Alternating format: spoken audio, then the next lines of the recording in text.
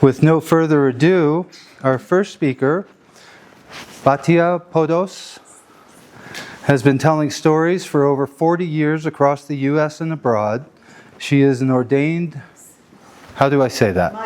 Maggid, a storyteller educator in the Jewish tradition, and is the founder of and director of the New Mexico Jewish Storytelling Festival. A retired middle school teacher, she continues to bring her experience as a storyteller, educator, writer, and performer into her work with children and families. She began writing novels for middle school and young adult readers a decade ago, and her first, Rebecca and the Talisman of Time, was nominated for the Oregon Spirit Book Award. Her second novel, Bone Deep, is available from Amazon. And so would you please help me welcome Batya Podos to the stage. Sorry.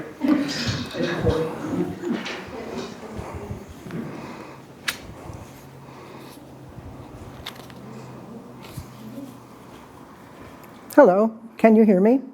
Yes. When April showers, they come your way. They bring the flowers that bloom in May. So when it's raining, have no regret, because it isn't raining rain, you know. It's raining violets.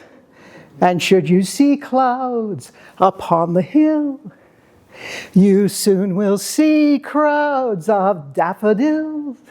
So keep on looking for the bluebird and listening for its song whenever April showers come along.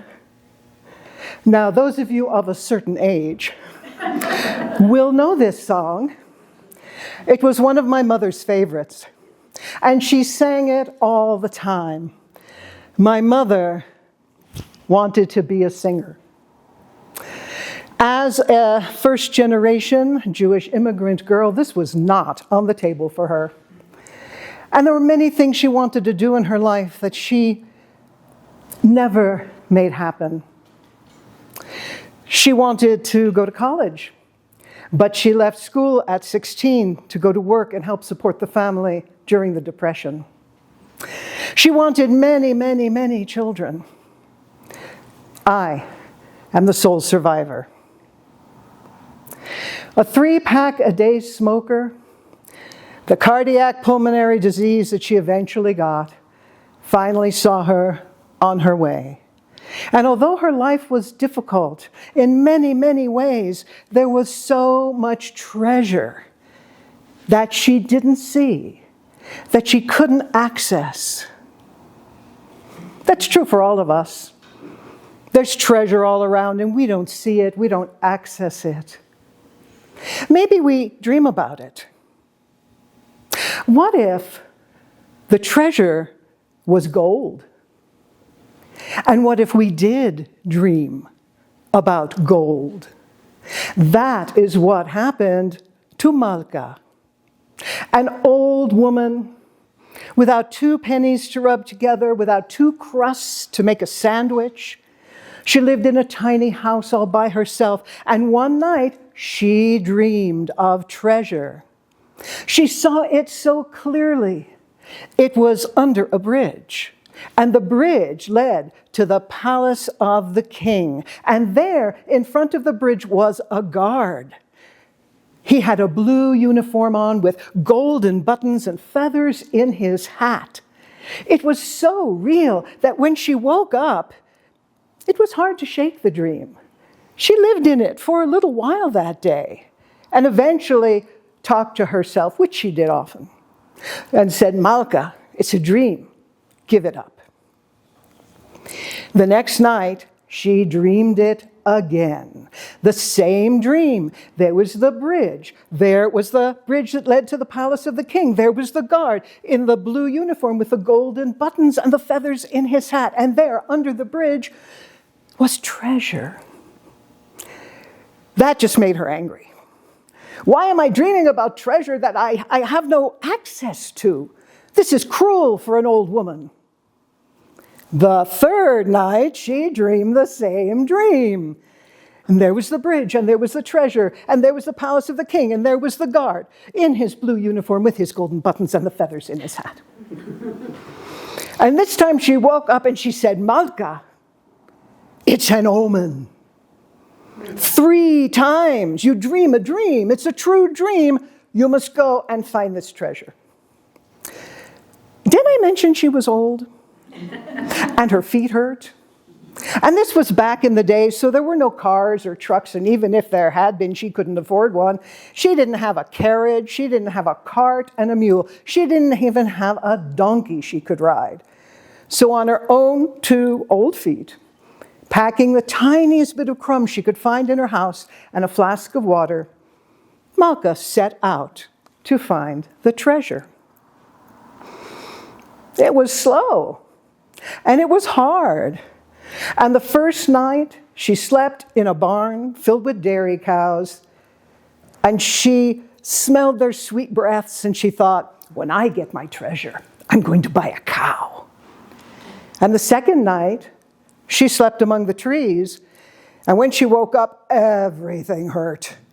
And she stumbled along, and she was almost ready to give up, but on that third day, there it was. That was the bridge, the exact bridge that she had dreamed. And there was the palace of the king, and there was the guard in his blue uniform with his golden buttons and the feathers in his hat, even his mustache. And she said to him, you are exactly like I dreamed you. Look at you standing there so proud. I dreamed you. You look just like this. I dreamed that there was treasure under this bridge, and you will let me dig it up because I am an old woman, and I dreamed this 3 times, so it must be true. You will let me dig it up because the treasure is mine, or I would not have dreamed it 3 times. The guard looked at her as though she were crazy. He said to her, old woman, first of all, any treasure under that bridge would not belong to you. It would belong to the king, because the king owns the bridge, and anything under the bridge is the king's. Second of all, dreams are just dreams. They don't mean anything. I dream. Do I listen to my dreams? Of course I don't. Once I dreamed that there was treasure under my kitchen floor. Did I dig up my kitchen floor? Of course I didn't. Dreams are dreams. What's real is real. Go home, old woman. So she turned around and she went home, slowly, step by step, sleeping under the trees one night, sleeping in the barn with the cows the next, and finally making it home to her own small house. And there she got a shovel and she dug up her kitchen floor, and there was the treasure. She did buy a cow and had a barn built for it. And she lived full of good food and happy for the rest of her life, sharing her good fortune with all who needed it. Now, some of us cannot see that treasure in front of us, as my mother. So when I tell my mother's story, I like to tell it backwards, so that she gets those nuggets of treasure in the life that she could have lived, but didn't. In my story, my mother is a singer, and her voice is so sweet that it brings people to tears. In my story, my mother gets to finish high school and goes to college. In my story, my mother has a mess of children, and she loves them all, but she loves me the most.